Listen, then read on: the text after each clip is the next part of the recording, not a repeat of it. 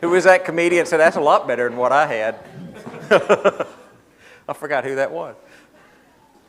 All right, so, hey, that was pretty incredible, wasn't it? Pretty incredible. That was super. Hey, we need to do that more often. So, the land of Goshen must have seemed like empty. At sundown, they were there. And I don't know how specifically we take the text, but it seems like the next morning at daybreak, they are gone. 600,000 men, not including women and children. I mean, just think about how many people that would be. There are, now, when you start looking at population statistics, they're a little old, okay? Because it takes us a while to figure out how many people live somewhere. I don't know why it takes that. We can figure out everything else like that, but population figures run a couple of years behind. So what I found is there are 41,000 people who live in Cheatham County. That doesn't seem like many compared to 600,000, does it? That includes women and children, by the way, too. 74,000 in Robertson County, 19,000 people in Springfield. 2019, about 675,000 people in Nashville. Can you imagine one night everybody is in Nashville, the next day the sun comes up and they're all gone? And they leave in the middle of the night. And no matter how you think about that, that had to be like an impressive group of people all moving out at one time. And it says they went out by 50s. Now, that's a real interesting word when you try to figure out, okay, what does it mean they went out by 50s? And generally it means one of two things. One way it's used is they went out in fives, and that means they went out in a formation that had 5 parts. There's the vanguard, which is the leading edge, and then the body, and then the rear guard, and a left flank and a right flank. And if you think, well, that sounds like a military formation, you'd be exactly right.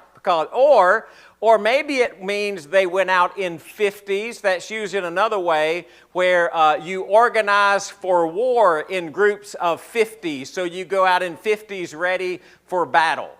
I'm not sure exactly which way to take that in the text. It could mean either one. But here's what you need to know.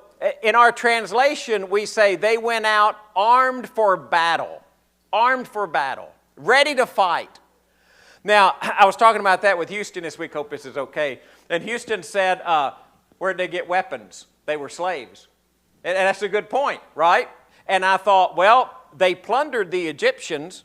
They gave them gold and silver and clothes. And I imagine if you were plundering somebody and you said, hey, man, I need your sword too, maybe that's where they got weapons. I don't know about the weapons part, but they went out armed for battle. And you think about that group of people, they've just seen 10 plagues. I mean, they have seen God act in this incredibly miraculous way. And have you ever been on a trip where you were so excited about going that you couldn't sleep the night before? Maybe it was like a special vacation. Maybe it was the day before you got married. and you're just so excited that something exciting is going to happen. I mean, you just can barely contain yourself.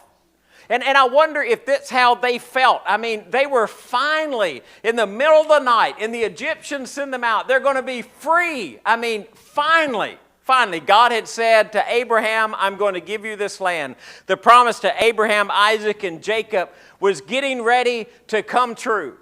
They were going to have a land of their own. They weren't going to be slaves. Man, can you just imagine how exciting that must have been? They're going to the land of milk and honey. I mean, they know that things are going to be great. And they have to be so ready to go. Except they weren't ready. They weren't ready. I don't know if you can see that little red line. Can y'all see that little red line that's going across the top of the screen there? That's the shortest way to get to the promised land from slavery in Egypt. And do you remember what the text said? When Pharaoh let the people go, God did not lead them on the road through the Philistine country, though that was shorter.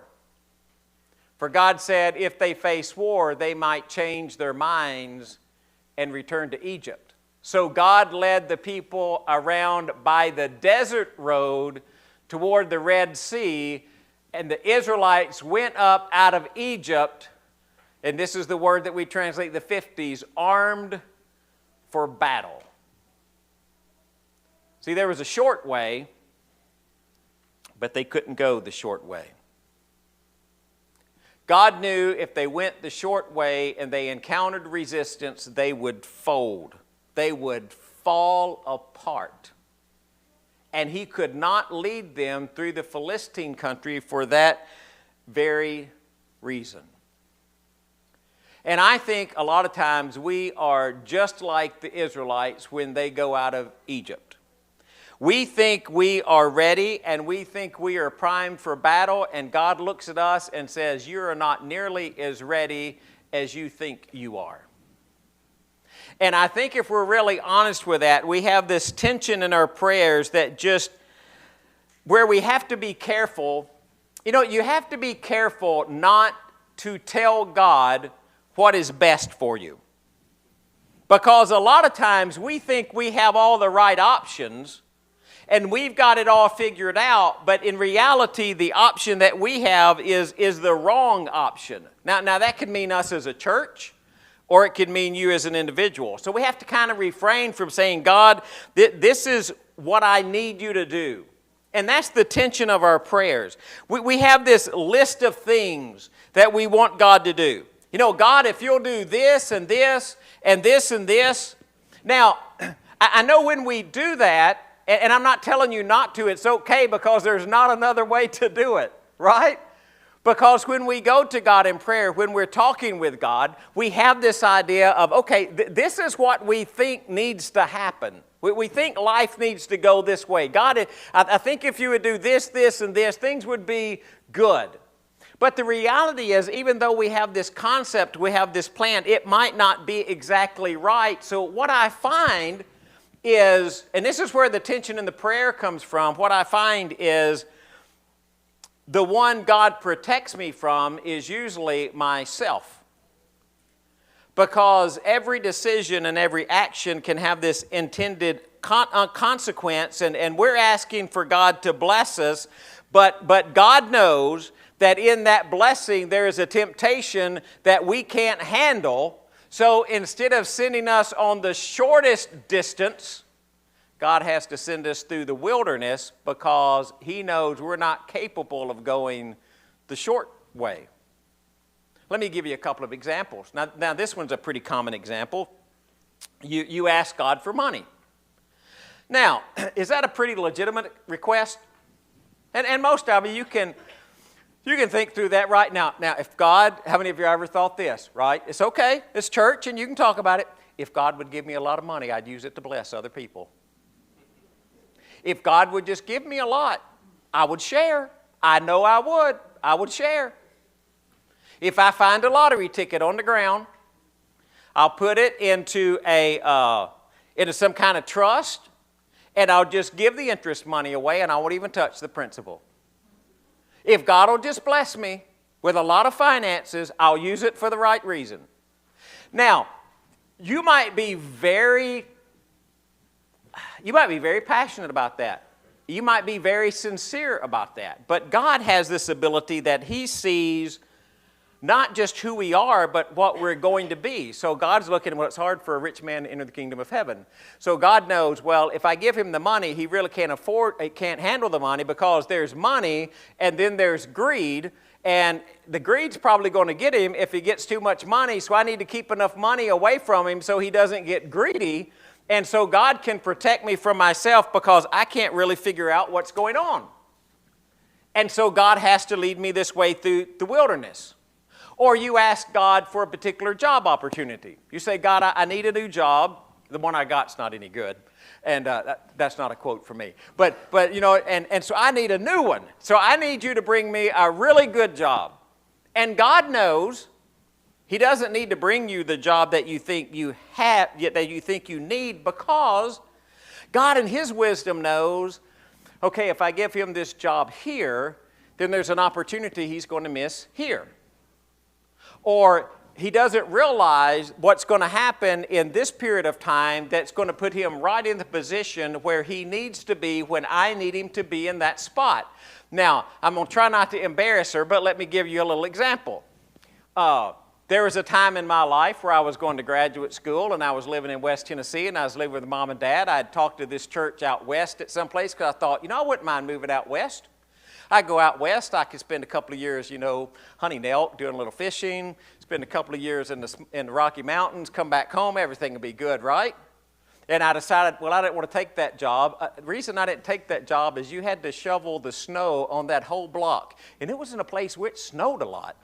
And I was like, I don't think I want to do that. So I didn't take it. And then I thought, I might could take this opportunity or that opportunity. I didn't take any of those, so I just kind of stayed in Hornbeak. And there I was in Hornbeak. I was preaching at Cat Corner, Rehoboth Church of Christ in Cat Corner. It wasn't named for the town. I don't know why, because there's only 3 buildings in town, and one of them was a church building. But it's beside the point. Now, if I had taken any of those opportunities, what would have not happened? It's okay, you can say it, babe. You can talk in church. We would have never started dating, because there was one summer where I was kind of bored, and she came home from college, and I think she was probably bored too, and we didn't have anything else to do, so we started dating. And then about 6 months after that, she said, "You going to marry me or what?" And I said, "Well, I reckon." And she said, "Well, when?" And then 6 months after that, we got married. And so that is the way it worked, isn't it? We knew each other before that, but that doesn't go with the story. So you look at that, and you think, okay, but why?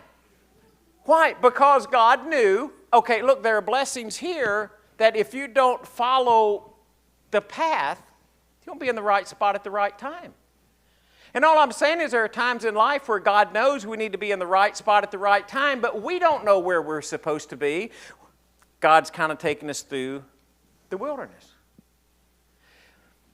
And the wilderness represents the most spiritually beneficial path. The word that we translate wilderness, I tend sometimes not to think about that in English language, because when you think, I don't know what you think when you think wilderness, but I think a place that's got a whole lot of trees and stuff, but don't many people live there. Like I'm thinking like mountain wilderness. I'm not really thinking like desert, right? But sometimes God needs us to go to the desert because that's the most spiritually beneficial path. Doesn't mean it's the easiest path, and it doesn't mean it's the path that we would choose if we were going to be able to choose the path, but it's the most spiritually beneficial path because God sees blessings and God sees what we can handle. See, God doesn't operate based on what we think we want. God operates based on what He knows is best for us to build faith in Him. We look at a situation and we say, well, man, that situation's great. And God would look at that situation and say, no, that situation's not great because that's going to leave you down a spiritually painful path. Or we look at another path, we say, that one's painful. And God says, no, really, that's the good one because that's going to lead you to a spot in your life where you'll learn to trust me. So the wilderness doesn't represent a lack of something. While they're in the wilderness, they have every provision that they need, right? Do they want for anything? They want water, God gives them water. They want something to eat, God gives them something to eat. They get tired of manna, He gives them quail. God's got it taken care of. But the wilderness represents the place where we develop dependence on God. That's the most spiritually beneficial path. Because this is the way it happens sometimes. When I remember back to when I first became a Christian, Exchange Street Church of Christ. I was a junior in high school. Don't remember how old I was. I think I was 16 at the time. Here's what I thought, though. I thought when I became a Christian, I could handle everything that Satan threw at me. I'm confident, and I think I'm ready for battle, just like they think they're ready for battle. Except, I'm not nearly as ready for battle as I think I am.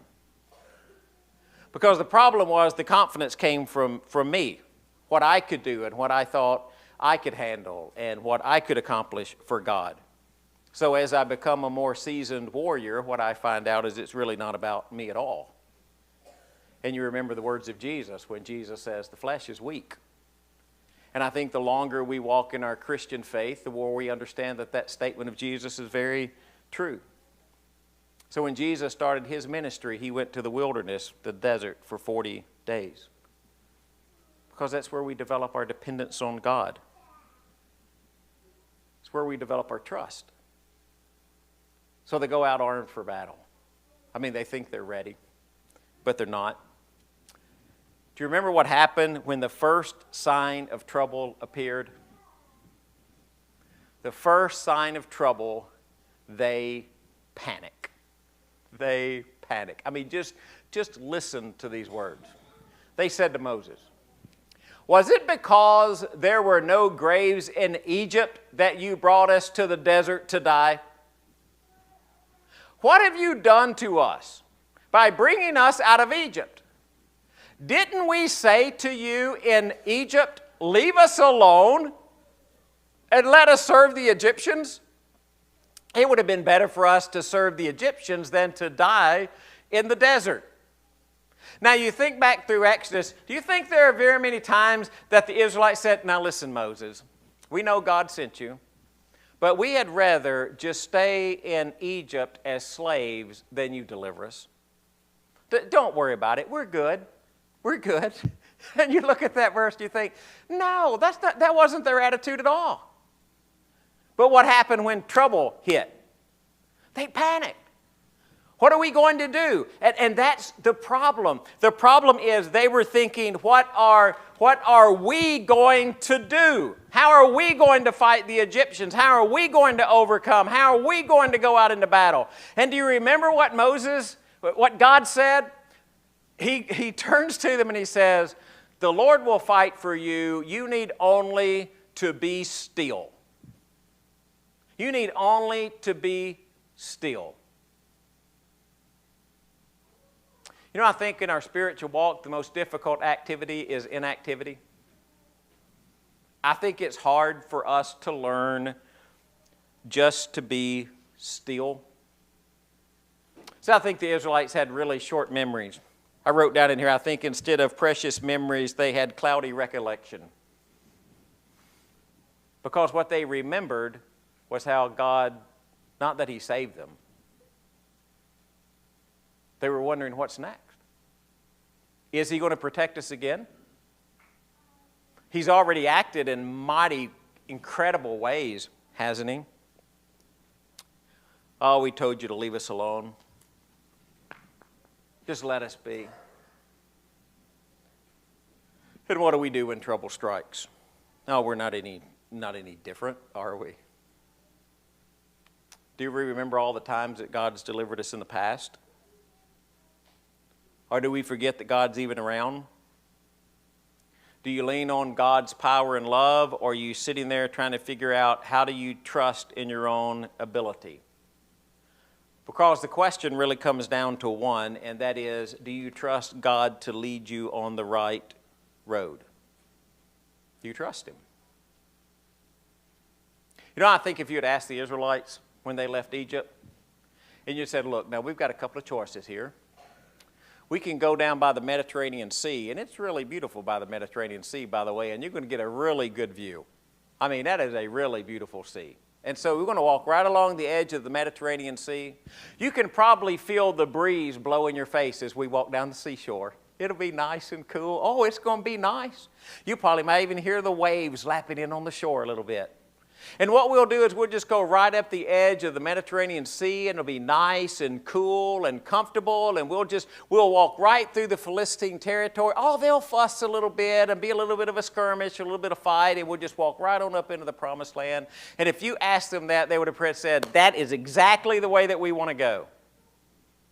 And guess what? God took them the other way because He knew what they could handle. And He knew what they couldn't handle. You know, I sit down and I think about the Israelites, and I think about that journey, and I think about why they were afraid. And they were afraid because they thought they had to do something. Now, we're not much different than that. How many of y'all have heard this very wonderful Bible verse from Third Opinions? God helps those who help themselves. Y'all heard that very often? And where do you find it? Third Opinions. There's a lot of good things in First, Second, and Third Opinions. If y'all got time, I'll quote some of my favorite verses for you from there. But that's where they're found, First Opinions. And we think, well, God helps those people who help themselves, so I got to do something. And you know what I think you need to remember? Just be still and let God fight for you. Especially concerning your sin. So I think it's real interesting. When the Israelites crossed the Red Sea and they went into the wilderness, y'all didn't know this was trivia morning. When they went into the wilderness, do you remember the name of the wilderness they went into? Anybody remember the name of that wilderness? They went through the wilderness of sin. You think that was just circumstance? They went through the wilderness of sin. And there's the wilderness that we try to find our way out of. And we'll struggle and we'll hurt and we'll make promises and we'll make resolutions and we'll deal and we'll bargain with God. And I want you to know the only way to get out of the wilderness of sin is to be still and let God fight for you, because you have nothing to bring to the fight. Nothing. But God has something to bring to the fight. His Son, who shed His blood on the cross for your sin, who covers you like a flood. God has something to bring to the fight because He has His Spirit, which He gives to you, so that you don't just wander off on your own way, but you walk by God's Spirit who lives in you, and God gives you direction, and He convicts you, and He rebukes you, and He encourages you through the gift of His Spirit. And God has a Son who has this incredible gift. It is a key to death and Hades. See, I think my deliverance from sin pretty closely resembles the Israelites when they left Egypt. I want to pick the easiest way, and God says, I can't send you the easiest way because you need to go the way that develops faith in me, so you're just going to have to trust that I'm going to lead you the right direction. And I go out thinking all the things that I'm going to do, and God says, I don't really need you to do anything except to be still, to trust in me, and to follow my lead. So all I can do is sit back and watch God do His thing. And we say, well, we don't really think like that, but we do. It's also in First Opinions. You know, when I get rid of all this sin, I'm going to become a believer. No, you're not. Because you're not going to get rid of all of that sin, because you can't do it. The only way you can do it is through Jesus. When I get my life straightened out, then I'm going to become a believer. No, you're not. Because you're not going to get your life straightened out by yourself. You're not going to get it done without Jesus. When I overcome this or that, or I get good enough, or, you know, that other thing in Fourth Opinions, well, I'd go into church, but the walls would fall in. Guess what? They're not going to fall in on anybody. I have yet in my lifetime to see a person walk in a church building and the walls fall in. And sit. Now, if it happens, I'll get up and tell you, hey, he walked in, the walls fell in. Why don't they fall in? Because that's the very people that God is calling out of the wilderness of sin to follow Him, to develop trust in God. So they came out armed and ready for battle.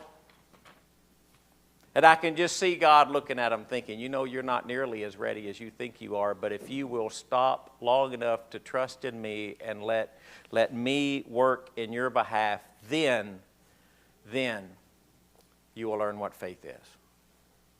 I hope you develop that kind of faith in your Savior. And if you need help with that, we're going to ask you to come while we stand and sing.